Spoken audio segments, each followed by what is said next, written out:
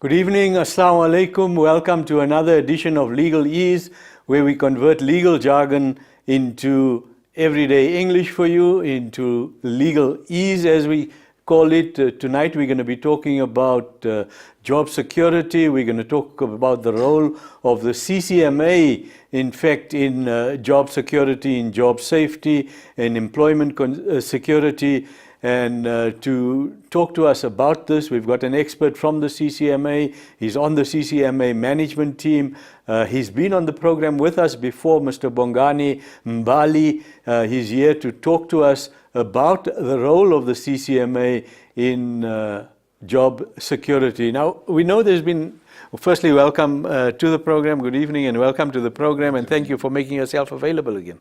Thank you. Good evening, and good evening to the viewers at home. Right. We know there's been lots of retrenchments lately. A lot of companies are closing down. Some companies are downsizing, so they're retrenching a lot of people. That's one place where people are losing jobs. The economy in some industries are not doing too well, so people are losing their jobs, and the CCMA had to step in and said, wait, we need to do something to ensure job security for people, to ensure employment security. You're here, obviously, to tell us what the CCMA can do. What can you people do? What can the CCMA do for us? And then viewers, we will invite you to call in with your comments, with your possible solutions, any suggestions, any questions you have for Bongani. Please feel free to call in. Bongani, over to you. What can the CCMA do to assist? Thank you. Yeah, it has been a good year and a bad year. A good year in the sense that despite the challenges that we have had in terms of saving jobs, we have managed to save a number of jobs. If we did not play a part, serious consequences to those families will have occurred. But maybe let me give a background so that when I speak to what we are doing, people are able to connect. CCMA, when it was established, it followed, among other things, the ILO principles, in which talks to employment security, or what you call job security. And in the Labour Relations Act, as you know, that there is a provision for retrenchment, which is called dismissal for operational reasons, which are no fault. The workers that lose job in this instance, they have done absolutely nothing wrong. They're not at fault. The employer is not at fault because both parties cannot help. Because of number of pressures. I mean, we know what happened in the previous year. Our political landscape has an impact. And when I'm talking political landscape, I mean, from time to time, we had a situation whereby there have been political appointments, or reshuffling as they call it, which impacted the economy. And also there was a whole issue of the gold price declining, and also the issue of the rent. So there were a number of things that impacted. But CCMA, because it's because of the statute, what it has done, it fit to have an approach which is called holistic approach to address these employment challenges. And this approach is derived from the CCMA strategy called Senzo Mehluko, meaning making a difference, which is a 5-year strategy. And that strategy prioritizes employment security, meaning to say that CCMA, when it engages parties, it needs to make sure that where possible, jobs are safe, because you need to do a balancing act. You can't save jobs at all costs and further constrain the employer to retrench more. So you need to do some balancing. Right. And the provisions of the Labour Relations Act enable us to do that. But we only do that when the parties have approached us. So, coming to your question, yes, we have done a number of things last year using the holistic approach. And we have made some successes. And some of these successes, we were able to do them on our own. That is, our commissioners or facilitators, as we call them, were able to assist parties that are going through retrenchment processes in order to minimize or mitigate the job losses. But also we had some arrangements, which some are continuing, some are on once off, so to speak, with other critical stakeholders. For example, we have an MOU with Productivity SA, whom we call in certain Section 189 processes. And what they do, they assist to re-engineer the business in order some jobs are saved. And also we have had some assistance through working with other sitters, so to speak, that will come in at a critical point in the process and provide a provision where workers who are to be retrenched are then upskilled in order able to meet the new employer challenges. Because in some instances, as we know that we're in this whole information age, some employers are retrenching because they are bringing about a new, equipment. Right. So you need people to be skilled. So yeah, we have had a lot of issues, but we have succeeded. And what do I mean by that? As CCMA, we have a target that we set for ourselves to say out of 100 jobs that are likely to be affected, there's a certain percentage which we need to save, which is 35%. Okay. And we managed to save 36% of those jobs, which shows that it was quite a difficult year, because in the previous year, I think we hit 52%. But because of all the issues I'm telling you that were taking place in the previous year, it led to us achieving the target, but not in the manner in which we want. And I know one will say, what do you mean? Because it's our understanding as CCMA that the issue of dependency, one employee in his salary or her salary, so to speak, there are more than 3 or 4 people that depend on it. So when they lose employment, it has other socio-economic consequences to the country. And hence we strive with the assistance of the employers, I must say, because they do cooperate a lot, because I don't think that the employers in a way that will just share jobs. They find themselves in that situation themselves, so they try and do balancing act for purpose of survival. For them, it's also a last-minute job. It is. Okay, so you said there's a facilitative role, obviously, for CCMA commissioners. Yes. That's what you're saying. And this doesn't matter whether it's big organizations, small organizations, but I would suppose most of it is smaller organizations, because the big organizations probably sort of have the expertise and they can afford to pay for the expertise, but they use the CCMA as well for the facilitation. Yes, well, if I may go to the details of the Act, Section 189A, it's when an employer employs, there's a threshold. The employer must be employing more than 50. Right. And the employer must be about to retrench from 10 up. So there's a threshold that is staggered. But yes, there are big employers who have come to us. Remember, they come to us voluntarily as parties. Right. And while they have expertise, you must understand that CCMA has a credibility out there of its successes. And sometimes those successes forces us to find ourselves constrained, because everyone wants us to come in and assist. So there are a couple of large companies, especially in the mining. I mean, last year we lost more jobs in the mining sector than in any other sector. Right. And employers, I think, are the one that want CCMA to be involved, because out of the numbers that we had, over 75% of those applications were driven by the employers. That is, employers triggered the process. So I think it's a question of people having the trust in our processes, big or small, so to speak. But there is a threshold, like I said, in terms of the Act, in terms of who can come to us. But I must say we have been innovative, because you will find an employer who does not fall within our threshold, so to speak. Like an employer who is employing 40 employees, right, or 45, who is about to retrench 25. I mean, which is more than 50% of their workforce. Yeah. When they have approached us and then they have consented, that is both parties, we have assisted in that regard. And also our successes there, though we have not been measuring in terms of percentage, but we have made some good successes also in that area. Okay, I think this is an important point. We're obviously going to come to the other point because, more than 30%, I see that as a success story. It is a success. It is a success. But I think a lot of viewers will be interested because a lot of companies, they know they want to retrench or they think they need to retrench.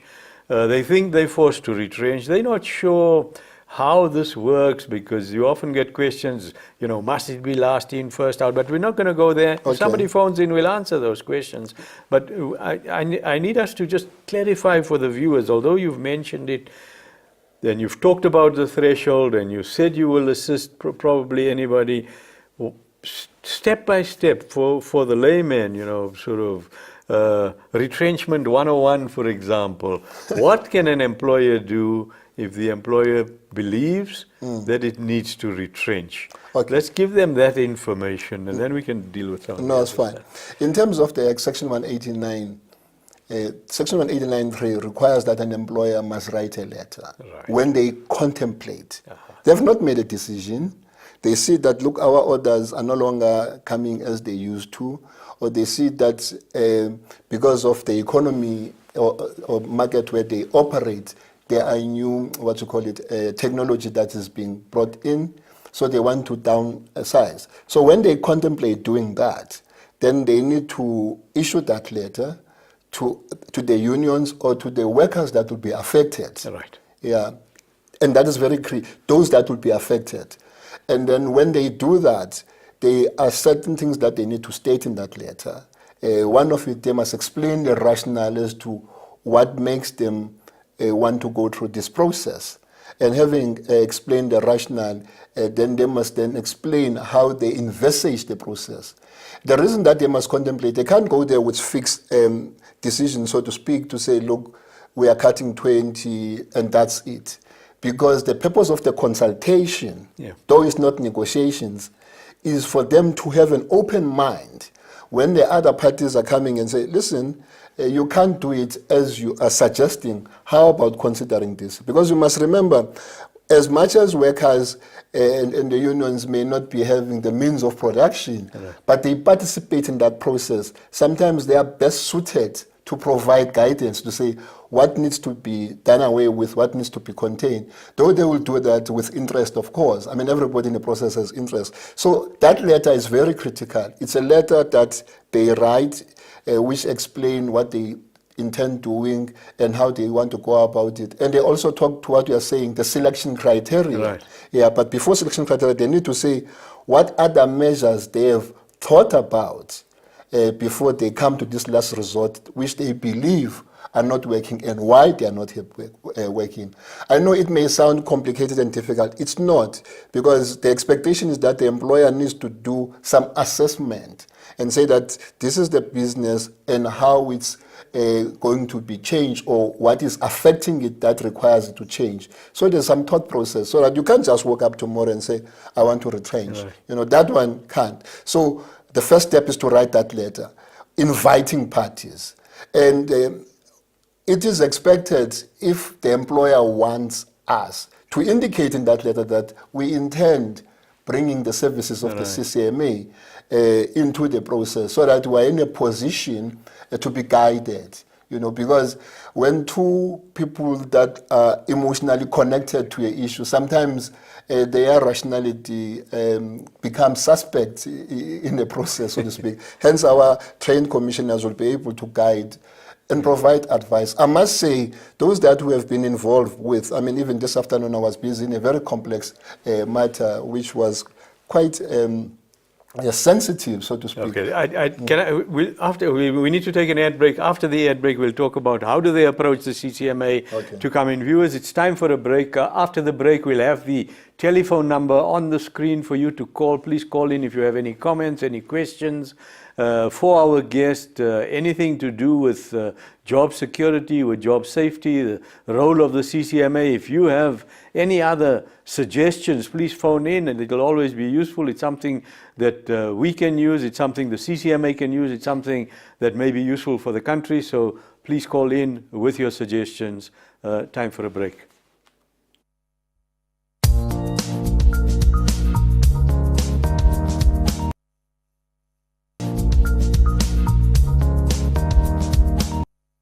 Assalamu alaikum. Good evening again. Welcome back. The number for the call-in will be on the screen in a moment. Please call in if you have any questions. There's the number 011-086-7777. If you have any questions, any comments, any contribution that you may want to make.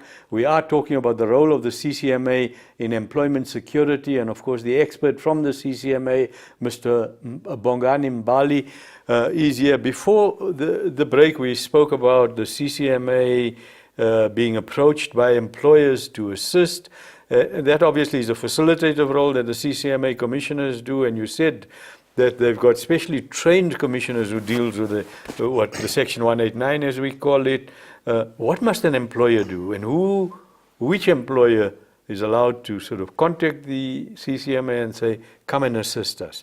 And what does the facilitation entail? Okay, like I said, any employer who employs more than 50, Right. That would be the first threshold. Okay. Also, another threshold would be that they must be contemplating to retrench at least 10 up. Okay, but like I said, we do assist those on consent depending on the resources that we have at the time, because we want to save jobs. To us, jobs are important regardless of the number of the employer, but our act empowers us to be involved in the one that I referred to.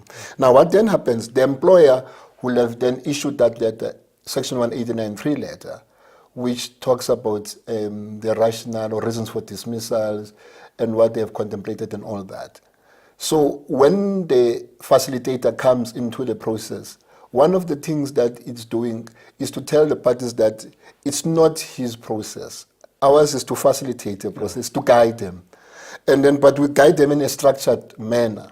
The first thing that we do when we guide them is to say, how do we avoid dismissals?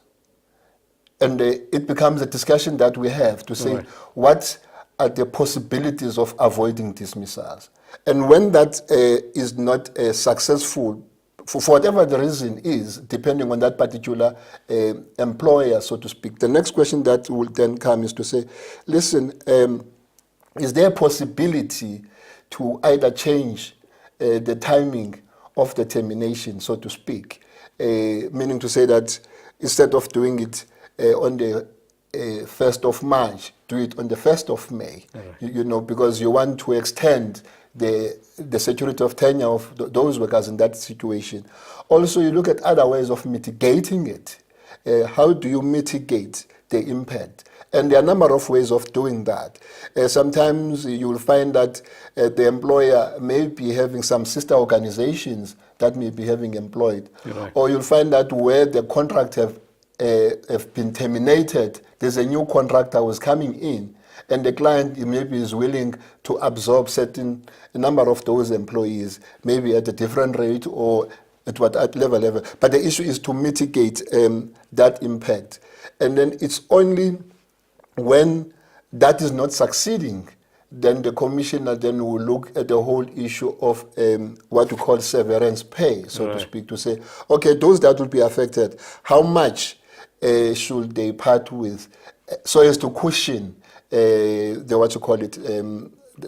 effect. You must remember, over a 17-year period, our country's unemployment has been over 25%. Which is a high percentage. Very high. I'm told now it's going to be approaching before the end of the year 27%. And that's a limit. I mean, that's a limited definition of unemployment. You know what I mean? We're not here for that today. Yeah, we're not going to talk about it. But even if you use that, 27% is quite a huge number, so to speak. So hence, this push on our part to say, if we can avoid, how do we enable people to survive? And that's where we work with some of our sister organizations, for example, Public Employment Services of the Department of Labor. They do have a program where they trained, so to speak, their retrenched workers and keep them in their database. If there's a next employer that wants people in that area, they can be easily resourced. So there are a lot of things that we do. But what our system have not perfected is the whole issue of having an early warning system. because we find that sometimes by the time the commissioner comes to facilitate the process, it's too far down. Right. And the employer cannot manage to go through this period over a longer period, and other things have happened which, if it was early, they would have been avoided.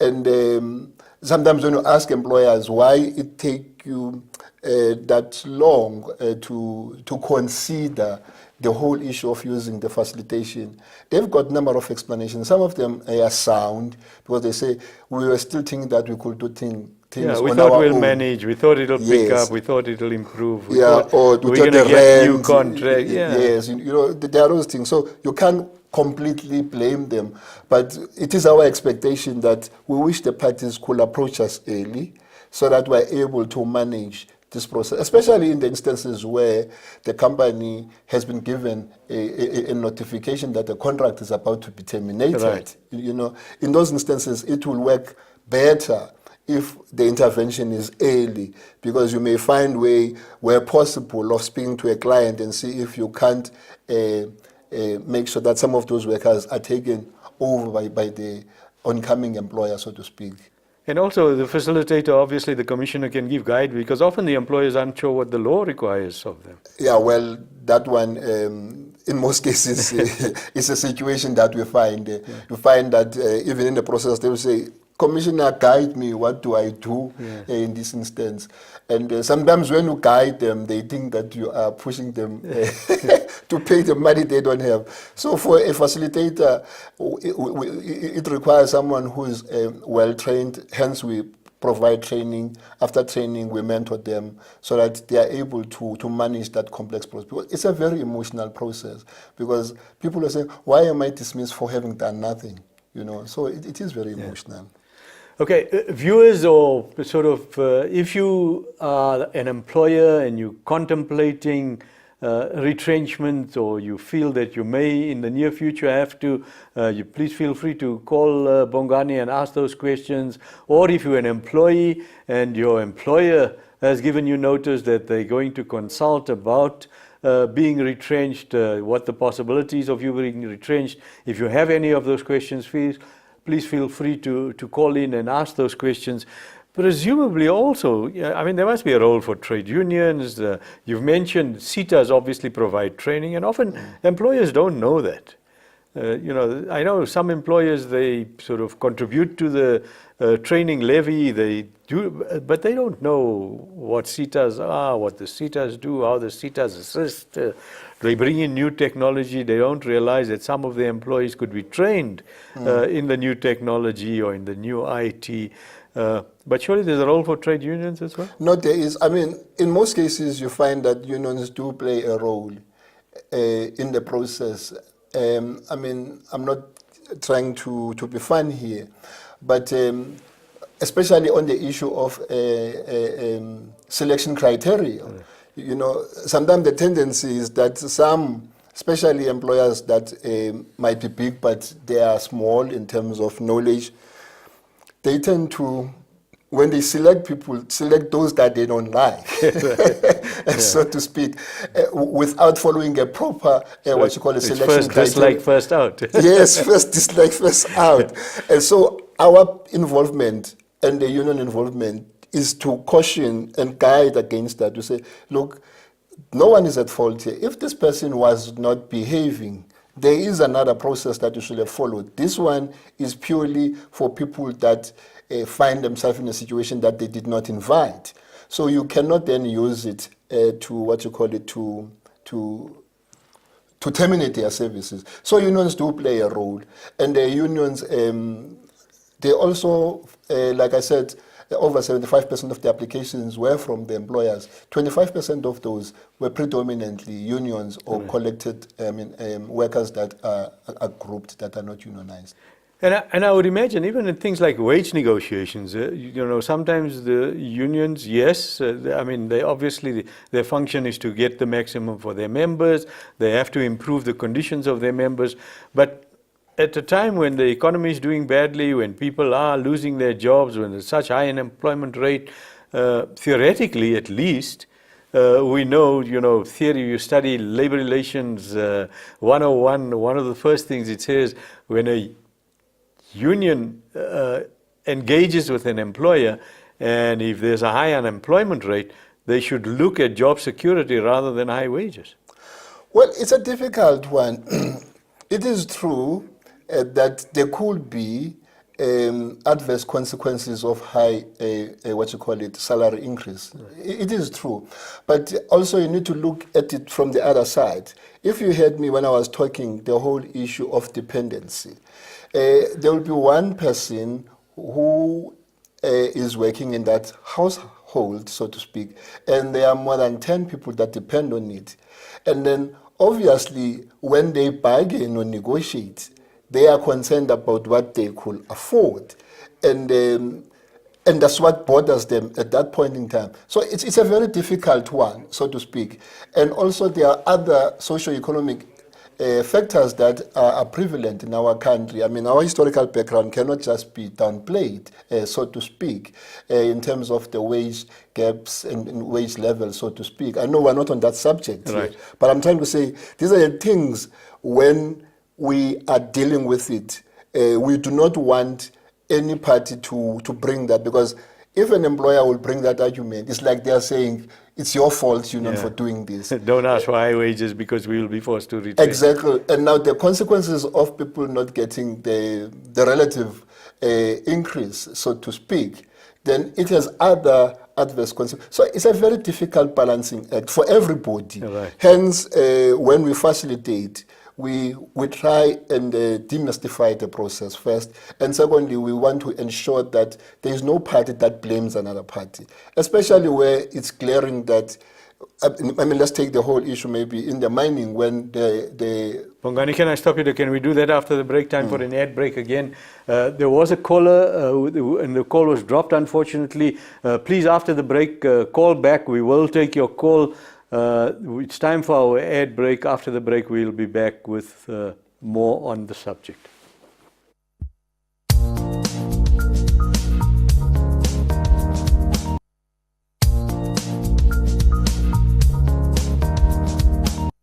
Welcome back. Those of you who've just joined us, we are talking about the role of the CCMA in job security, job safety, saving employment positions, and we've got, of course, the expert from the CCMA talking to us about it. The phone number is on the screen, or it will be on the screen soon for you to call in if you have any questions, if you have any comments, if you are intending retrenching workers, or if you an employee who is possibly going to be retrenched and you're not sure what to do, please call in the number 011-086-7777. Bongani, we were talking about the role of the CCM, obviously. We were talking about trade unions. We were talking about the facilitation role of the CCMA. We spoke about CETAs, about possible training. What else can employers do? How do they get in touch with the CCMA for any other thing apart from the facilitation role? Is there training being done by the CCMA? CCMA can advise them. What else can we do? Okay. Yeah, at the CCMA, we do have our section that deals with training for social partners, which is dispute management and prevention. And there is a module on how to manage retrenchment. So if an employer wishes to be equipped before they come into the process, they can contact our office and then seek assistance in that regard. It will help a great deal because in terms of our facilitation, in terms of the guidelines, we have got 4 meetings within 60 days. And the tendency in most instances that we spend more time in the first meeting trying to kind of capacitate them, the kind of crash course and say, this is what the process is all about, because some people come there with their own expectations. An employer thought that they are going to come to a tick box process. I've done this, I've done that. And the commission said, no, this is not how we are doing things here. We are having a holistic approach. which says, what can we do to save these jobs? What can we do to mitigate the impact? What can we do to make sure that the adverse is not as bad as it was going to be? And then that kind of a systematic approach. So if employers will want some form of training, it will be important that they approach us. Now you ask a question as to how they trigger. Like I said, the first trigger is the Section 189.3 letter. Right. When they have done that, then they can complete a form. It's a request for facilitation. It's called 720 form, where they stipulate that who are they, who is involved in terms of the parties. If it's the employer, if it's the union will tell us who's the employer, and how many people are employed there, and then how many people are likely to be affected by this, and how many people that the employer envisages to retrench, and how many persons were retrenched in the previous 12 months. Mm-hmm. Because we also need to ensure that you don't find the employer around this vicious circle forever. You know, we need to provide some guidance. And then we do have case studies where we got involved at a process that we find that the employer has been retrenching, without making use of the CCMA, and you find that people are fighting. So you have to find a way to work with them. Hence, that information is very critical, because you must remember, if the employees find themselves being retrenched almost every year, there are issues of trust, so to speak. They just go so low, and you cannot conclude any agreement or understanding when there's no trust.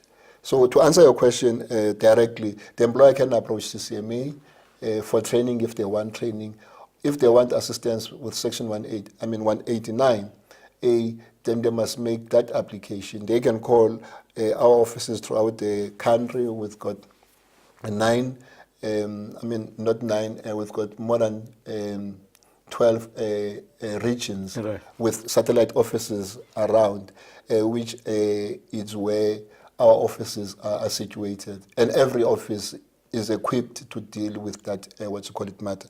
But if the office believes that it's a dispute that is of national interest, then it gets dealt with at the national office. Okay, and this is really important, because employers, if they get in early enough, especially employers who are not sure what to do, if they get in early enough, get the CCMA to assist with the facilitation, it's going to save them a lot of problems, because they probably going to retrench fewer people, because the CCMA, with the assistant of the facilitator, they'll see that it's not necessary to retrench them. They're going to do it correctly, which means they're not going to go into a dispute at the CCMA or possibly at the labor court. So they're going to save in terms of dispute procedure, because there's less likelihood of them proceeding to procedure. Also, you raised something important, because you said if there's a trade union involved, and obviously that immediately triggers, that obviously implies that employer can do it even if there isn't a trade union in the organization. No, there's no requirement, as long as they meet those two requirements, the threshold. 50 or more employees? Yes, and then intending to retrench 10 or more. Right. So when they have that, and they can approach the CMA.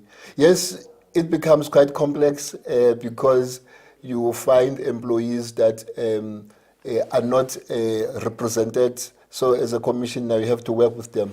But we had a lot of those. And it can be quite a challenging process, because of the dynamics of the relationship. But it's allowed. Yeah.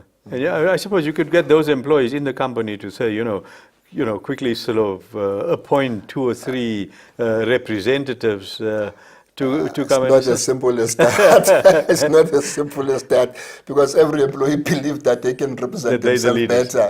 Yeah. So but we have managed, and we adopt. Our processes are not that formal, so to speak.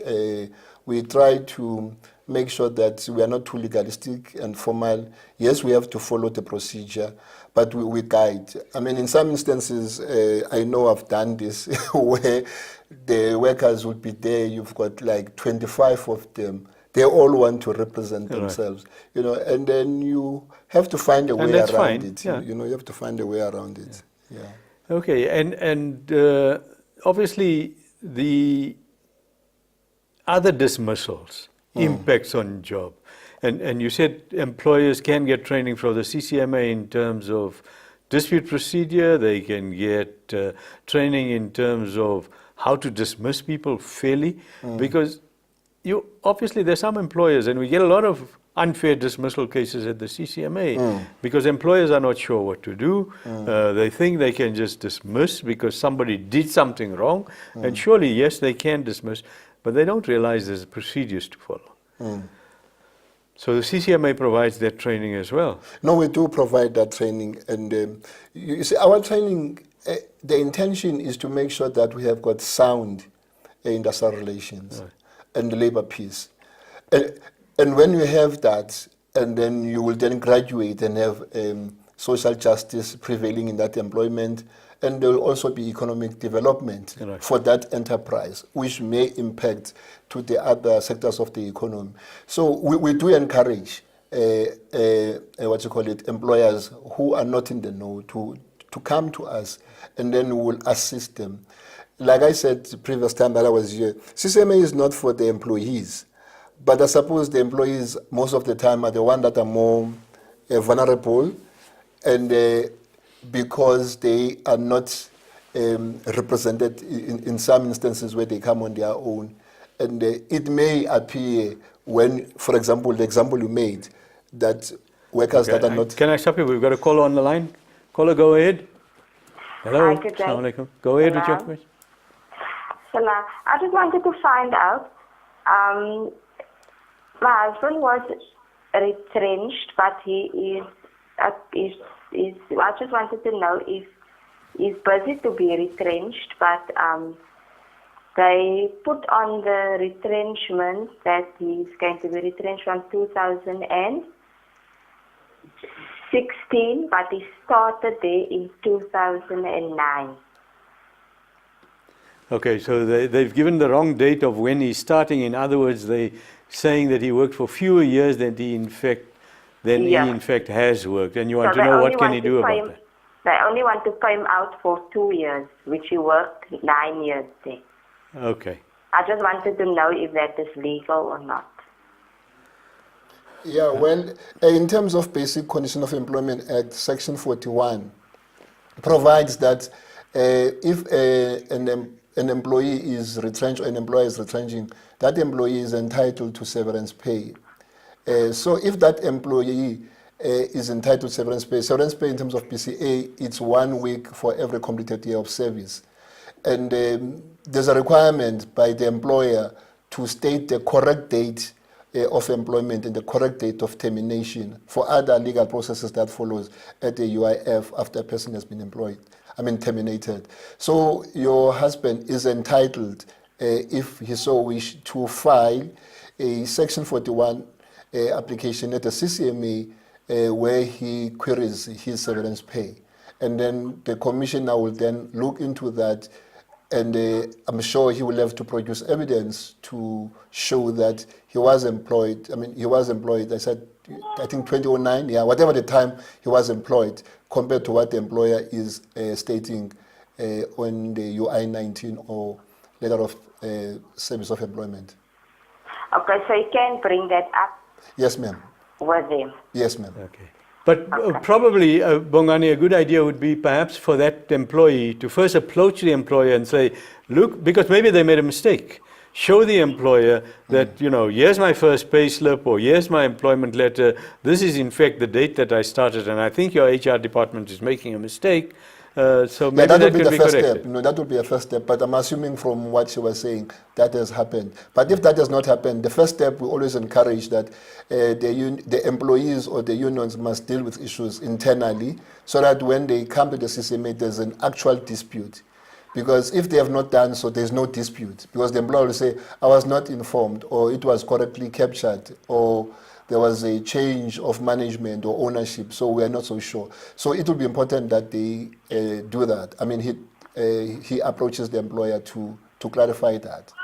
Okay, so they're still in the process, approach the employer. Once the process is done, then approach the CCMA and say, I've been unfairly retrenched, the date of the retrenchment is wrong, I didn't get enough of my severance pay, and of course the CCMA, the commissioner at the CCMA will deal with that. Yes. All right, okay. But in this case, it will be Yeah. severance pay, as you were saying. Yeah, so, Unless there are other issues that he is querying, so to speak. yeah, because here they're going to challenge, I'm not getting enough severance pay, I've been so many years, I'm only getting it for Yes, I understand. You see, that's what I'm saying, because there are two issues to what she's saying. One is the issue of severance pay. Another one, it could be the issue of selection criteria, meaning to say that if there are people that were employed after him in 2009 that are there and he was retrenched because of this wrong date, so the retrenchment will also be, what you call it, unfair. And so he needs to query this, and then if he is not satisfied, then approach the CCMA around those two areas. Okay, If we can talk more about that after the ad break. We'll talk about LIFO, because often people want to know what that is. Viewers, time for a break. After the break, please, if you have any calls, please call in. If you have any contribution to make, please call in. If you have any suggestions, please call in. Time for the break.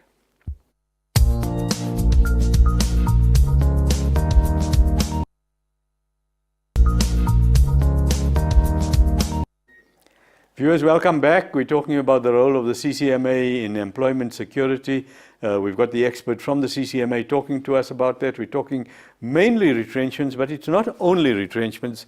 Obviously, Bongani, it can involve, obviously, misconduct dismissals. If people do it unfairly, it could be incapacity dismissals if people don't know how to do that. And we've got other issues as well, but we're obviously not going to be talking. I mean, somebody gets arrested, he goes off, an employer immediately dismisses, but we're not going to go into that. Let's talk about LIFO, because often people believe LIFO is cast in stone and you must use that. And you know, the caller that just called in, maybe they used LIFO, had the wrong date, and that person was retrenched instead of somebody who came in after that person. Yeah, well, LIFO is one of the international accepted principles of retrenching, where you say those that were employed last will be the first one to leave, and then those that have been with the company for some time will be retained. And it's intended to make sure that elder employees are not victimized because the employer, they want a new blood.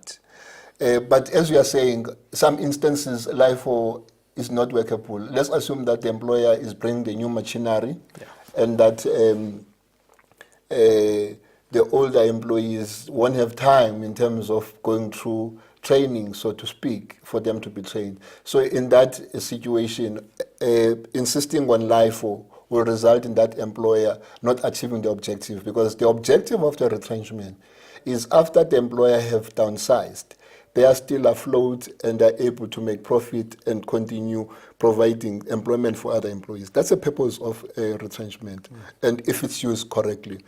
So LIFO is one of those, but in some instances, it will be performance in terms of who is performing better, because the company needs to perform at a particular level in order for it to continue being sustainable. So there's a combination of those things. And those are the things that the parties themselves in the process, we encourage them to be the one that are able to give direction and give input to, but the commissioner will facilitate in order to make sure that you don't have another retrenchment subsequent to this as a result of those decisions. But what I wanted to highlight in the next 2 minutes is that I think CCMA job saving initiative has been quite successful. For example, in the last financial year, which ended at the end of March, out of over 60,000 jobs that were nearly, shed or retrenched employees, we were able to manage over 21,000. Which was 36%. And then the sectors that were hard hit was the mining and and the metal. All right. And it is our call to the parties out there that we wish that they approach us in time so that we are able to assist, because we believe that if they can approach us quite early, we may be able to use other means, because we've got survival mechanisms that are in place where we can be able to make sure that people are transferred or people are redeployed or people are retrained for a different kind of job that is new in the employer, so to speak. So we wish... Okay, Bongani, there's a caller on the line and we're running out of time, so sorry to interrupt, but we Okay. need to take the caller. Caller, go ahead with your question. Hello, Assalamu alaikum. Hello? Yeah. This is a restaurant-based question. Could you repeat the question? This is a restaurant-based question. Is this like for employer to employ you for 5 days, and then you take 5 days? Sorry, can you move around a bit? It sounds like you're calling from a cell phone and it's breaking up. We can't get the question clearly. Oh, yes. Let's try again. Yes. Is it legal for employer to employ you for 5 days? After 5 days, the employer tells you that he doesn't have a position for you, and then there are people that they employed after they tell you that they don't have a position anymore. In favor of your place, there was a white person who was employed after. Okay, thank you. Bongani, you heard the question. Employer gives 5 days notice. After dismissing the person, employ somebody else. That's clearly not a fair retrenchment. Yeah, well, the point I was going to conclude with is that after the process of retrenchment has been concluded, there is normally a process where it depends on the parties, but most of the time it's 12 months, where people are to be recalled. Meaning to say that if the employer, within that period, there are job opportunities in the area in which those employees that were retrenched can take up, then they are the first one to be recalled in order to give them opportunity to come back again. So in that case, the employer will have committed injustice by retrenching a person, then 10 days or 5 days later, whatever the period, which is less than 12 months, if there was an agreement around that, to get somebody else to do the very same job, unless that person is doing another job which the person that was retrenched cannot be in a position to perform. But in this case, I suspect from what he's saying, the employer have just done something completely wrong. Well, thank you very much. We've come to the end of the program. It was really, really very useful.